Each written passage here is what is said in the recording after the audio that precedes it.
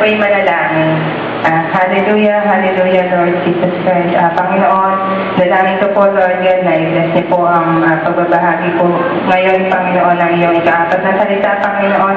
Lord God, dalangin ko po na ang bawat isa, Lord God, sa amin ay maintindihan, Lord God, ang pagpapakasakit na sinapit mo, Lord God, para lang sa aming kasalanan, Lord God, upang kami po inyong maligtas, Panginoon. Lord God, tago niyo po ako sa inyong harapan, Panginoon. Lord God, yung mensahe niyo lamang po, Lord God, ang makarating sa bawat isa, Lord God. Kayo po ang mauna sa akin, Lord God, that open their hearts and their minds, Lord God, so that they will understand, Lord God, kung ano po ang great sufferings na ginawa niya para lamang sa aming Panginoon.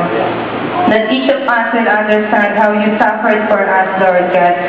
Salamat po, Panginoon. Dalahin ko po, Lord God, na kayo ang mangulat sa mensahe nito, Panginoon. Maraming salamat.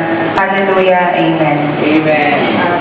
So, Jesus' fourth word on the cross is Eli, Eli, lima sabachthani, or my God, why have you forsaken me? It is found in Matthew 27:46. So, ayan nga, about the ninth hour, Jesus cried out in a loud voice, Eloi, Eloi, lama sabachthani, which means, my God, why have you forsaken me? It is also in Mark 15:34. And at the ninth hour, Jesus cried out in a loud voice, Eloi, Eloi, lama sabachthani, which means, my God, why have you forsaken me? So we can see here that both the Gospels of Mark and Matthew mentioned that the fourth word of Jesus was uttered in a loud voice. So, may isip natin, diba? Jesus has already suffered 40 hours of pain prior to his death.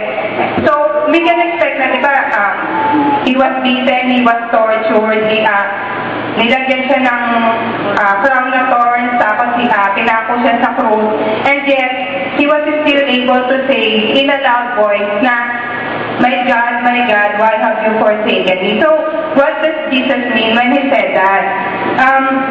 I believe from the words itself and from the way it was uttered, we can say that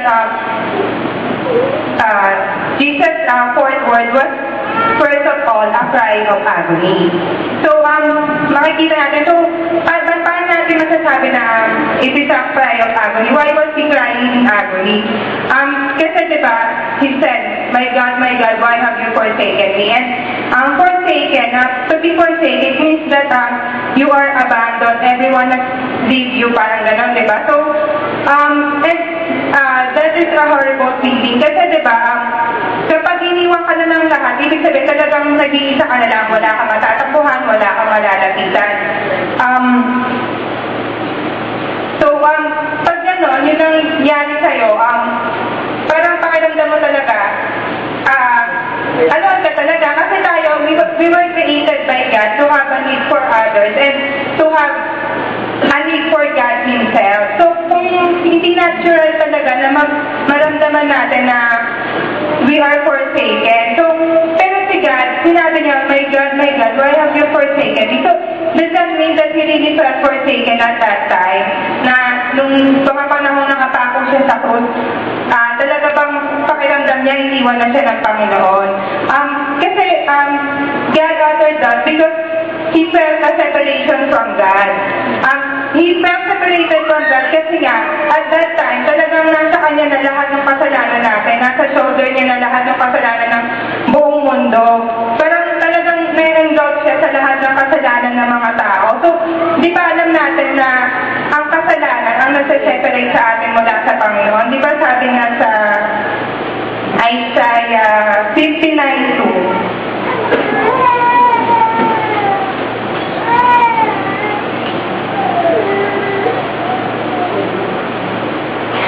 ayan, 59:2.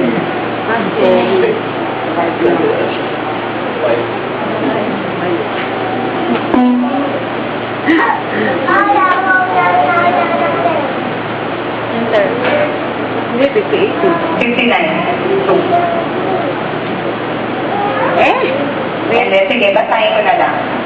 So, buksan niyo na lang din po yung Bible niyo. So, Isaiah 59:2 says, but your iniquities have separated you from your God. Your sins have hidden His face from you, so that we will not hear. So makikita natin dito na ang kasalanan talaga ang nagpapaseparate sa atin mula sa ating Panginoon. Kaya Christ was in agony that time when He was bearing our guilt on His shoulder kasi nga, naramdaman niya kung paano ang mapalayo sa Panginoon dahil sa kasalanan natin. Dahil, di ba, in Christ's years, He stayed here on earth, He enjoyed a close fellowship with the Lord. Talagang lahat ng ginagawa niya, lahat ng mga sinasabi niya ang ginagawa, talagang pinapanalangin niya yun sa Panginoon. Talagang meron silang close fellowship ng Panginoon. Hindi dumadaan ng araw na yung ginagawa niya dahil lang gusto niyang gawin. Hindi. Kaya niya ginagawa yun kasi yun yung pinag-uutos sa kanya ng Panginoon. At yun ang alam niyang sinusunod niya lang kung ano yung will ng Panginoon. So para sa kanya, yung mapalayo sa Panginoon, maramdaman niya na wala sa kanya yung presence ng Panginoon dahil nagbabayad siya ng kasalanan. That's hell for God. Kasi diba, hell is a complete absence of God. And at that time, na nasa kanya yung kasalanan natin, nararamdaman niya na talagang na-separate siya sa Panginoon. And yun talaga, kaya God is crying in agony. Kasi talagang sobrang kakaibang hirap yung naranasan niya. Kasi God never sins eh. So, hindi siya nagkasala. Pero bakit niya naranasan na mapalayo sa Panginoon kung hindi siya nagkasala? And He did all that just for us. Para lang tayo, hindi natin maranasan kung paano ang ma-forsake ng ating Panginoong Ama sa langit. Pero hindi ibig sabihin na since God felt separated from God, hindi ibig sabihin nun that God, the Father, really forsake Jesus. Kasi, di ba sinabi ko nga, yung kasalanan, yung nagpapaseparate sa Panginoon. Pero God the Father said, throughout the Bible, that He will never leave us nor forsake us. So, and God is not a liar. Kapag sinabi niya yun, ibig sabihin, talagang tinutupad niya. So, even though Christ is feeling that separation, ang Panginoon natin, hindi lumalayo sa Panginoong Jesus. I guess it will be best summed up the statement na, if you feel far from God, who move? Sino lumayo? Sa tingin ba natin nung nagsasuffer si Jesus, ang Panginoong Ama sa langit, yung lumayo sa Kanya? Hindi, it is us. Or at Jesus' case, it is our sins which separated Him from our God. Hindi, yung Panginoon natin, lagi lang nandyan yan. Kahit ano pang gawin natin, kahit paano pa tayo nagkakasala, even though we feel that God is not with us, we feel na ang layo-layo sa atin ng Panginoon. Hindi yun dahil lumayo siya sa atin. It is because tayo yung lumayo sa Kanya. It is because our faith falters. Hindi dahil lamang dahil lamang sa palagay niya, ikaw makasalanan ka. Lalayuan kita. Hindi. Tayo yun. Yung tayo. Kasi di ba, isipin mo na lang paano tayo makakabalik sa Panginoon kung siya yung lumayo? Di ba halimbawa nasa mall ka, namamasyal ka, tapos may nakita ka sa isang shop na magandang damit or bag or sapatos. Tapos wala ka na ng cash that time, naisip mo, sige, babalikan ko na lang yan mamaya. Di lumipas yung mga araw, may nakaipon ka na, bumalik ka sa mall. Sa tingin mo ba mababalikan mo siya kung yung lugar na yun, yung shop na yun, wala na doon? Hindi, di ba? So, parang ganun din sa Panginoon. Hindi siya, kung lumalayo man tayo, hindi siya lumalayo. Kasi madali tayo nakakabalik. If we accept it, if we repent, nakakabalik talaga agad tayo sa Panginoon. So, hindi talaga siya lumalayo sa atin. So, yung fourth word ni Jesus, it's not a cry against God. It is a cry to God. Kasi makikita natin, He said, my God, aking Panginoon, aking Panginoon. Ibig sabihin, nagpapasako pa rin siya sa Panginoon. Kinukonsider niya pa rin na even though nagsasuffer siya greatly, nagsasuffer siya greatly, andyan pa rin yung Panginoon niya, na maaasahan niya pa rin. Alam niya na hindi lumalayo. Kasi kahit naman, feeling natin, wala dyan yung Panginoon. Andyan lang siya. Talagang hindi siya umaalis sa tabi natin.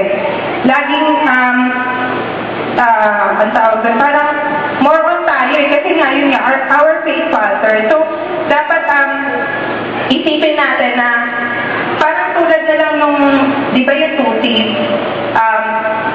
yung isa doon, parang sinabi niya, Jesus, remember me when you are in heaven, di ba? Parang gano'n. Kasi Jesus sumagot agad eh. So, di ba? Parang isipin na lang natin, paano agad makakasagot si Jesus na, oo, hindi kita makakalimutan. Kung malayo siya dun sa tao, hindi, di ba? Kaya siya napalapit bigla dun sa tao na yun. Kasi, yung tao na yun, talagang in-accept niya si Jesus. Talagang,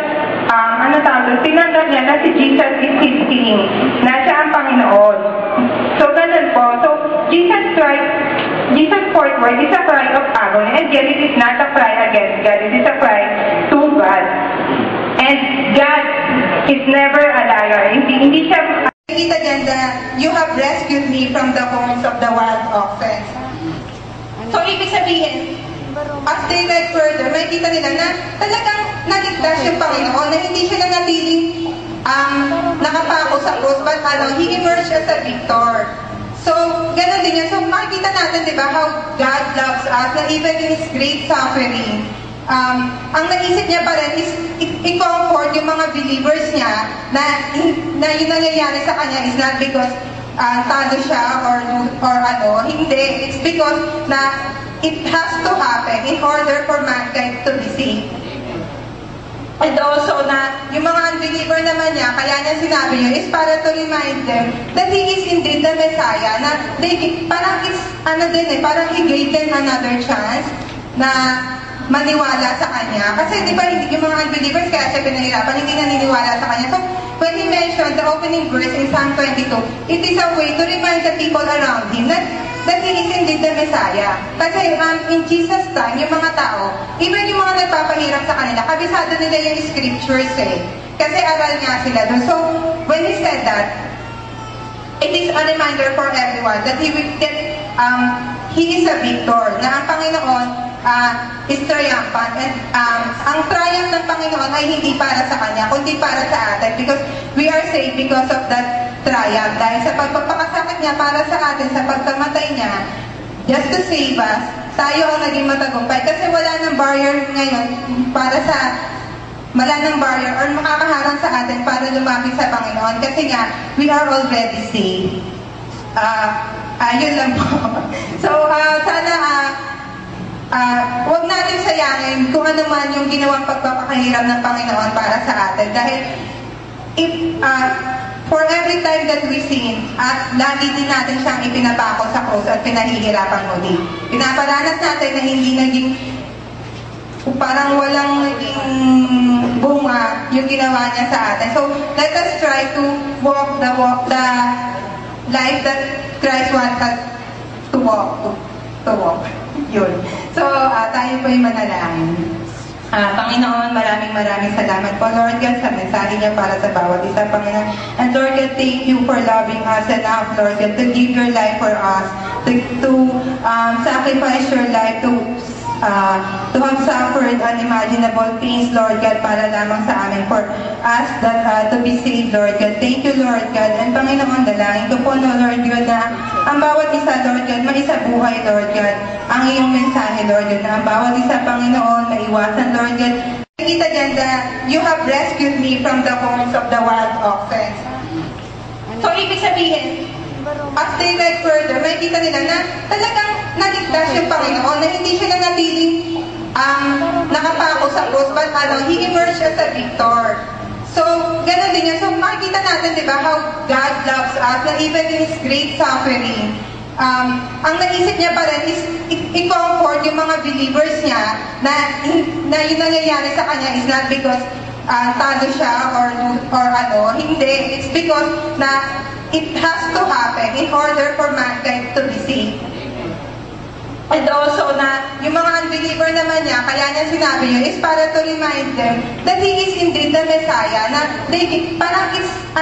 parang He gave them another chance na maniwala sa Kanya. Kasi di ba yung mga unbelievers, kaya siya pinahirapan, hindi naniniwala sa Kanya. So, when He mentioned the opening verse in Psalm 22, it is a way to remind the people around Him that He is indeed the Messiah. Kasi in Jesus' time, yung mga tao, even yung mga nagpapahirap sa kanila, kabisado nila yung scriptures Kasi aral nga sila doon. So, when He said that, it is a reminder for everyone that He is a victor, na ang Panginoon is triumphant. And ang triumph ng Panginoon ay hindi para sa Kanya, kundi para sa atin. Because we are saved because of that triumph. Dahil sa pagpapakasakit niya para sa atin, sa pagkamatay niya, just to save us, tayo ang naging matagumpay. Kasi wala ng barrier ngayon wala ng barrier or makakaharang sa atin para lumapit sa Panginoon. Kasi nga, we are already saved. Yun lang po. So, sana huwag natin sayangin kung ano man yung ginawang pagpapakahirap ng Panginoon para sa atin. Dahil if, for every time that we sin, at lagi din natin siyang ipinapako sa krus at pinahihirapan muli. Pinaparanas natin na hindi naging parang walang naging bunga yung ginawa niya sa atin. So, let us try to walk the life that Christ wants us to walk. Yun. So, tayo po yung manalangin. Panginoon, maraming salamat po, Lord God, sa mensahe niya para sa bawat isa, Panginoon. And Lord God, thank you for loving us enough, Lord God, to give your life for us, to sacrifice your life, to have suffered unimaginable pains, Lord God, para lamang sa amin, for us that to be saved, Lord God. Thank you, Lord God. And Panginoon, dalangin ko po, no, Lord God, na ang bawat isa, Lord God, maisabuhay, Lord God, ang iyong mensahe, Lord God, na ang bawat isa, Panginoon, maiwasan, Lord God, that you help us, Lord God, to serve you and not to serve sins, Lord God.